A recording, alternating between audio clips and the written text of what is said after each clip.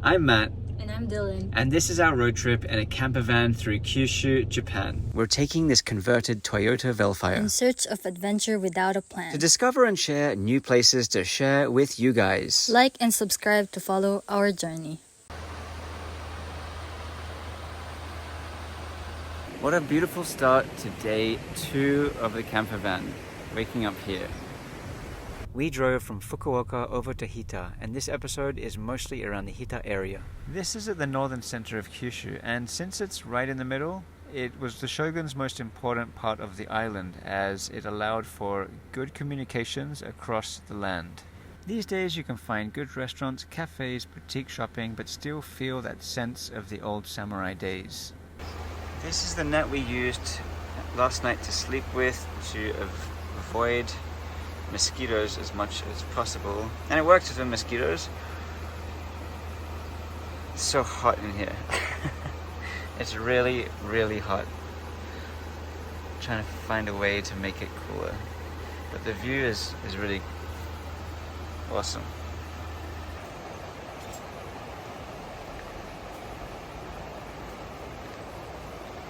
This parking area is actually in a Michi no Eki, or a roadside stop.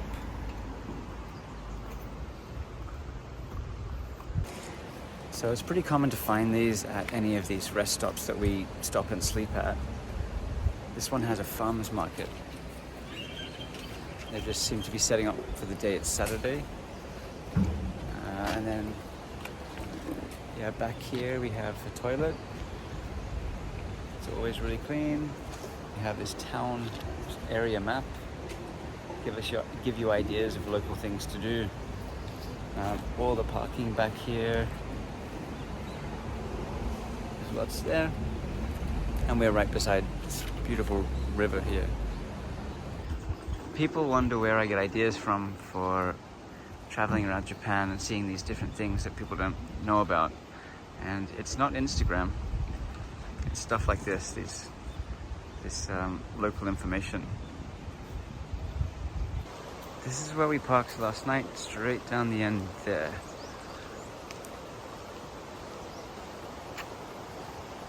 These trees are actually sakura, cherry blossom trees. So I can only imagine this would look incredible during springtime. It's common to have these cherry blossom viewing areas in your town, and it's really normal to have them along the river, something like this. And everyone can come and enjoy them.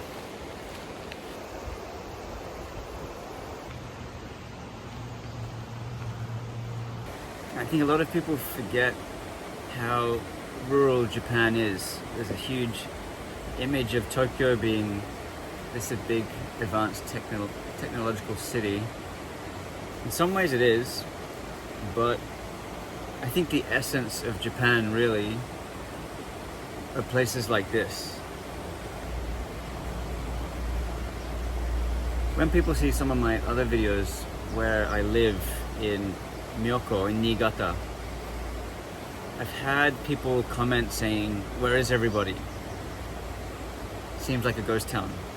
And that's what it feels like in these places.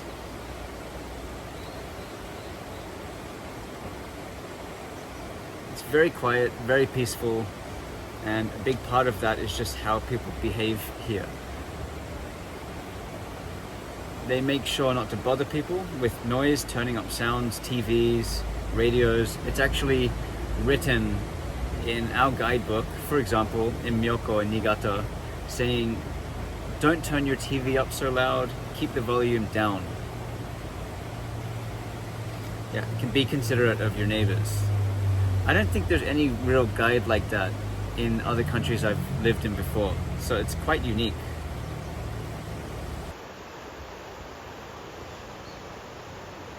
I'm wearing this little towel around, and it's actually a really common thing to see in Japan, especially during the summer.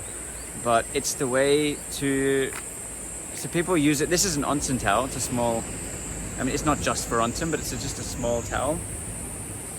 And it's used in the onsen for the hot springs, for basically cleaning yourself and then drying yourself once you're done. But this kind of size towel is also really commonly used in Japan to absorb sweat when you're walking around or exercising or just walking around. And you'll see people everywhere using these little towels.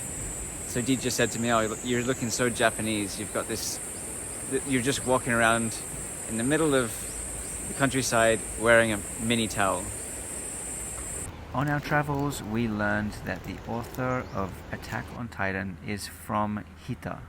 And so this museum was installed with other exhibitions around the area. And it actually turned out to be pretty fun. I am not necessarily a massive fan, but I enjoyed the exhibition spaces and seeing the original drawings and learning a bit more about the artist and author.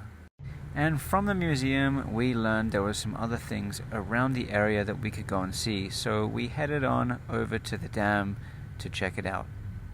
These exhibition artworks that have been installed were crowdfunded, and the aim of this one, where the characters are looking up the dam wall where a Titan would be standing as per the scene of the Attack on Titan show here, is about overcoming challenges in front of you and to carry on and stay strong.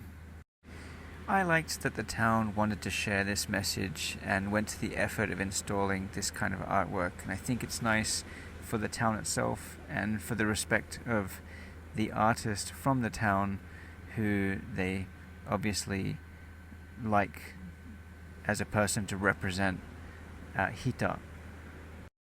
If you do come along, there's an app available to see like this image of the Titan. So you point your phone up to the top of the dam wall, and all the details are here in Japanese, but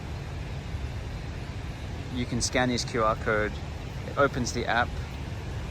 So up the top here, you would see in AR these guys looking up at the Titan.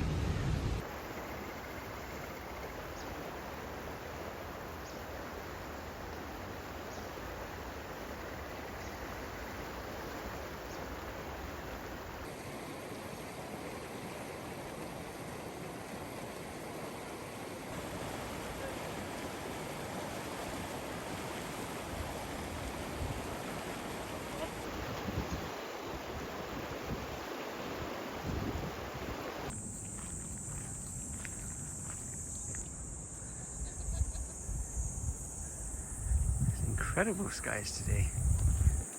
Everything looks so colorful in the summertime. Bright green, this crazy humidity. And Dee has gone ahead, excited to get to this bridge that we're going to. Cute little bridge over there. In search of Attack on Titan stuff. You don't see this too often in Japan. Stand-up paddleboards outside someone's house.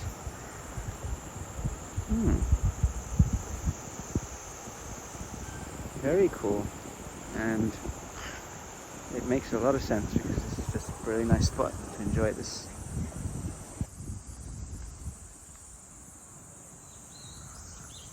We even have a little shrine over here, and the torii over here.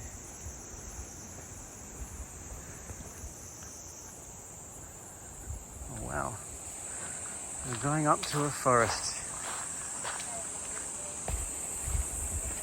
We're going to the bridge where Aaron and Mikasa is. Who's Aaron and Mikasa? An Attack on Titan character. Along this river, you'll see cormorant fishing from May to October. Plus, there are a lot of hot springs that you can enjoy.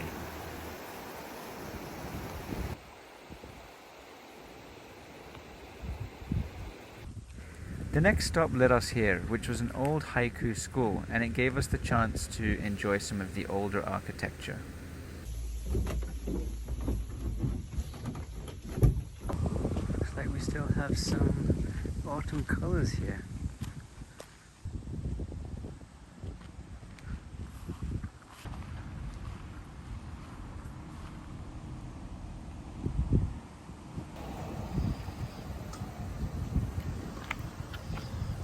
We just kind of stumbled on this, but this is the main old part of the town in Hita.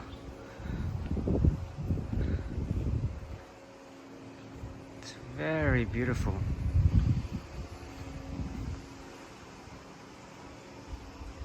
So a lot of people have this impression that you can only find this kind of thing in Kyoto, but we're nowhere near Kyoto right now. Mameda Machi became a government-ruled area in 1593, and the castle was demolished that was there for the shogun, and the government office was then created. This is why these buildings look similar to Kyoto or Tokyo, which was Edo.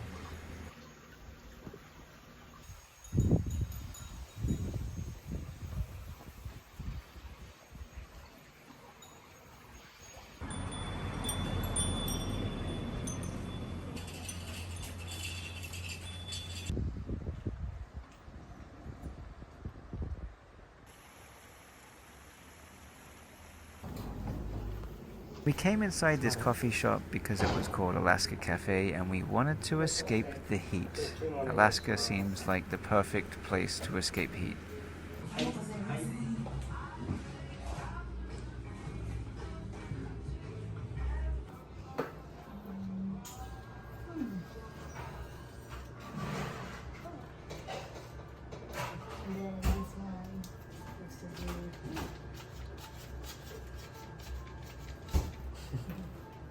Where did you get that from? I got that from the guy over there. He gave it to me as a gift.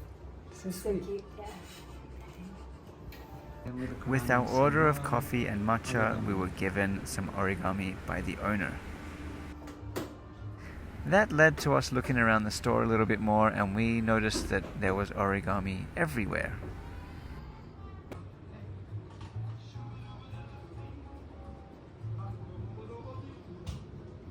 We found these beautifully made books, which we didn't know at the time, but looking at some of the photos, the guy in the photo looked familiar, and it turned out to be the guy who just served us and gave us the origami, the owner of the cafe. We thought it was really special that he'd taken the time to make books of his trip, which looked like it was Canada and Alaska, which was the name of the cafe.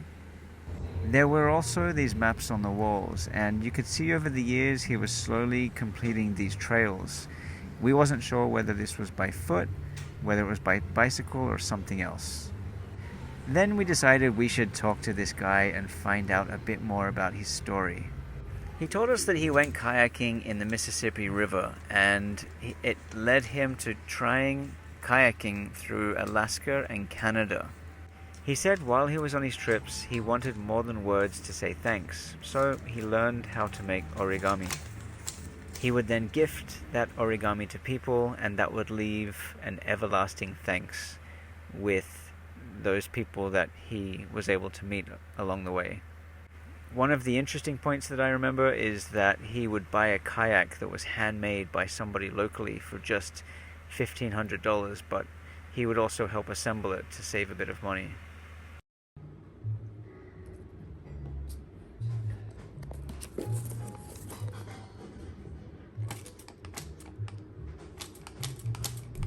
And we were lucky enough to receive all of these beautiful handmade origami by this great guy. And these are no ordinary origami because they are kind of dynamic and they can move and do something. And the one that he made us during that time was a Pegasus, this beautiful little horse.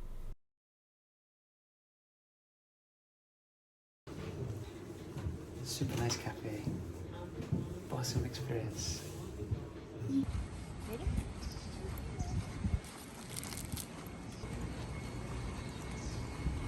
So we're coming to the end of our second day. We've been spending most of the day running around looking at Attack of Titan stuff. It wasn't something that we had planned. And the last one we just visited that we didn't video really was the Levi statue at the station at Hita Station. How was your day? It's so good. I dragged him to my Attack on Titan adventure.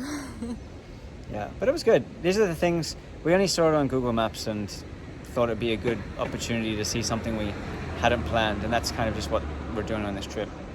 Yeah, that's what made it special in a way. So probably the other part that I didn't really plan that was maybe my favorite was swimming in the river today.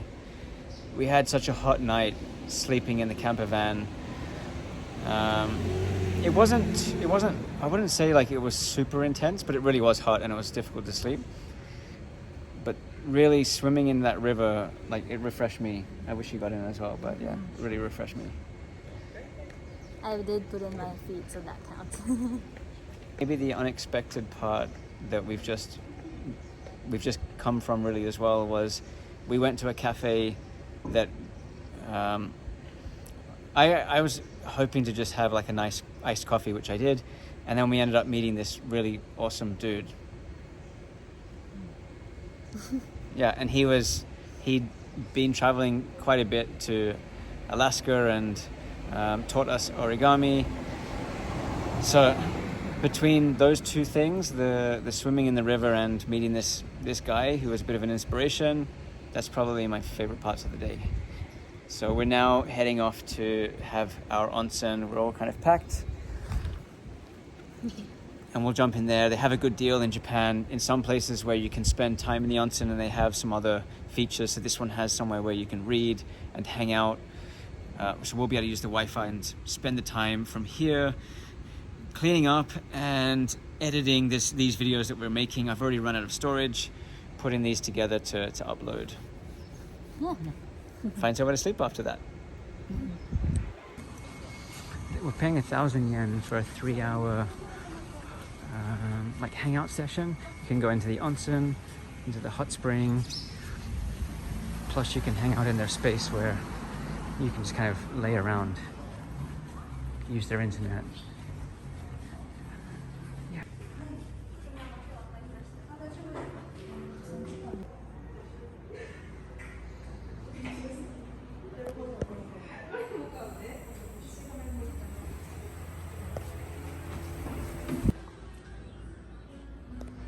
So here we get changed into our kind of pajama room clothes.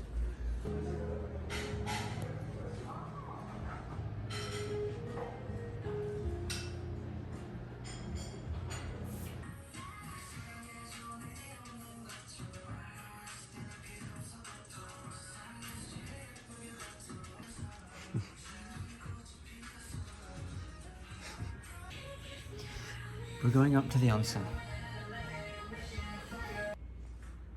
Looking forward to this.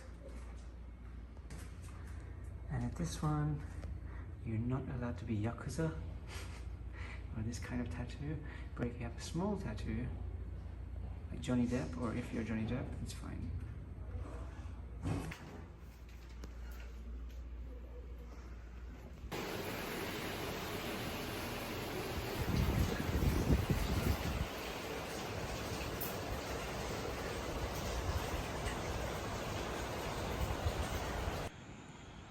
This is where we're parking tonight, down by the river. See the porthole in the back there, it is cool. This is a great spot to camp. If you know Japan, you'll know that they have these massive rivers because of these mountains, and these channels have been created partly by nature and been expanded on by the government to deal with all of the crazy amount of water that comes through Japan. And so there's always these recreational areas that you can spend time down by the river, and they make great places to hang out. And they usually have like picnic areas, but they also have places where you can park, and people do sleep and camp here too. You can see the nets in action, and you can see Dee there watching some kind of probably anime or social media. She loves that, and that gives an idea of the space actually, what we have. Yes, there's another new addition to our arrangement. So one thing we had going on was this fan up the top here, and it extracts. It has two options. It has two settings: to extract and to bring in. What's the other word? The opposite. To bring in and put out. So we have it doesn't actually bring any air in. So we went and bought, next to that underwear hanging up there, the fan that's facing down. It's high-tech stuff that we got going on here. Yeah, and this is the drapey drape. You've got on here, you can see the breeze coming in. It's a light breeze, but it's nice. It's coming straight down from this channel that we're in. And we've parked the car strategically to make the most of this. And as we walk around the sides, you'll see I've left the door open as though I'm like, I have good luck, and I kind of usually do, with mosquitoes. There's also a net over here. Hard to see here, but yeah, there's a net here and one on this side here, where the door is also questionable and looks like it's open. So I'll double check that. There's portholes. Pretty cool. One of the other things we found that we needed to modify in some way was what we're sleeping on. And while it's kind of comfortable, and it's definitely comfortable to sleep on, really, the material you can see is, that's plastic and it's hot. It doesn't help the situation. We actually bought these little towels. They are cotton towels, and just lined them. We have 3 towels. We bought them from Daiso for 200 yen, or about $1.20. It's just a temporary fix. We're trying to do this as cheap as possible because I am planning to travel for as long as I can while I'm trying to make content for travel and anything I'm doing while I'm here in Japan. How are you feeling after the end of day 2? I'm feeling tired, but today's cooler than yesterday, so I'm looking forward to sleep. It's like 1 degree cooler. Yeah, and it makes so much a difference. Yeah.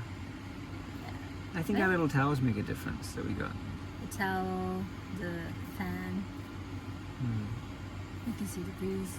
But we have to mention what time it is. Yeah, it's about 1:30. 1:30 a.m. Yeah, it's ridiculous. So we have to sleep now. Yeah. Till tomorrow. Bye. Thanks for watching and subscribing. Feel free to leave any questions or comments. Happy travels!